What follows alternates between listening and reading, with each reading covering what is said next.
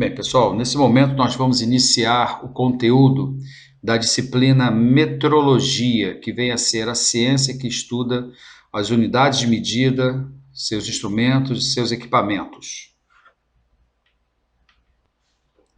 A metrologia, como definição que nós vamos ver mais à frente do VIM, que é o Vocabulário Internacional Metrológico, define como sendo a ciência que estuda as unidades de medida e os processos de medição, utilizada desde a antiguidade, sendo de fundamental importância para as diversas atividades do ser humano.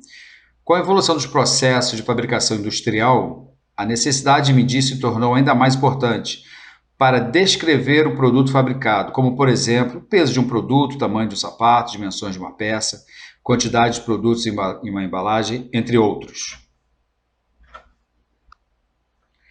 Padronização. Padronização de medidas consiste na utilização de métodos e processos que mantenham os erros de fabricação em margem aceitável, previamente estabelecida, que nós conhecemos como tolerância.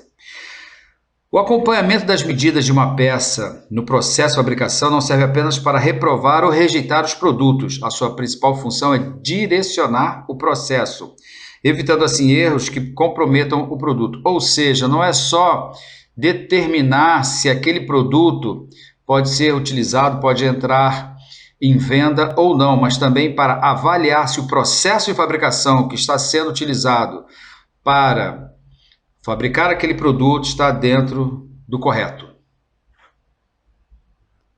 Como eu falei para vocês sobre o vocabulário internacional metrológico, ele consiste em termos, em definições criadas por cientistas, por estudiosos.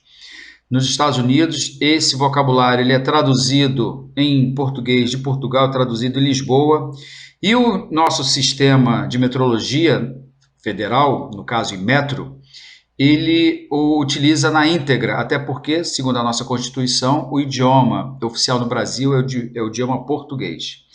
Então, vamos à definição. O vocabulário internacional metrológico, na portaria 232 de 2012, ele é emitido e aceito pelo Inmetro, que foi criado em 11 de dezembro de 73. Ele define a metrologia como a ciência da medição e suas aplicações, que abrange todos os aspectos teóricos e práticos da medição, qualquer que seja a incerteza de medição e o campo de aplicação. Ou seja, o vocabulário internacional metrológico ele sofre algumas mudanças ao longo dos anos, mas só que ele tem a sua carta básica criada em 2012, sofrendo algumas alterações. A última alteração que eu tenho conhecimento até o momento, ela é de 2015. Mesmo assim, a alteração é pequena, porque, na verdade, ele foi criado, o Vocabulário Internacional Metrológico Legal, o VIM-L, em 2012.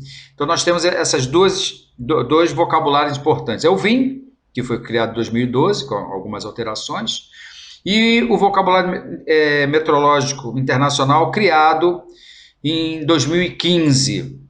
Todos os termos que nós vamos utilizar na metrologia, eles estão amarrados, estão definidos academicamente, cientificamente, no vocabulário internacional metrológico. Ou seja, toda e qualquer definição de termos, ele é oriundo do vocabulário internacional metrológico, ou seja, do VIM.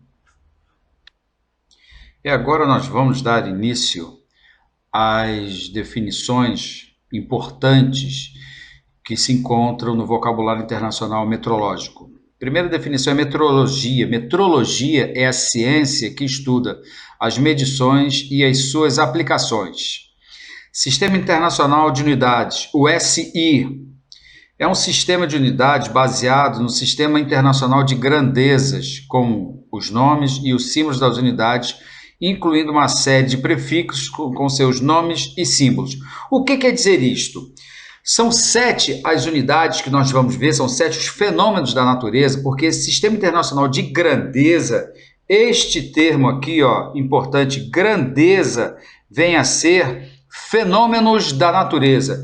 Estes fenômenos, nós vamos ver mais à frente, ele pode ser uma temperatura, uma distância, pode ser o peso, pode ser uma iluminação, ou seja, o Sistema Internacional de Medidas, ele deu unidades para esses fenômenos da física, que nós chamamos de grandeza.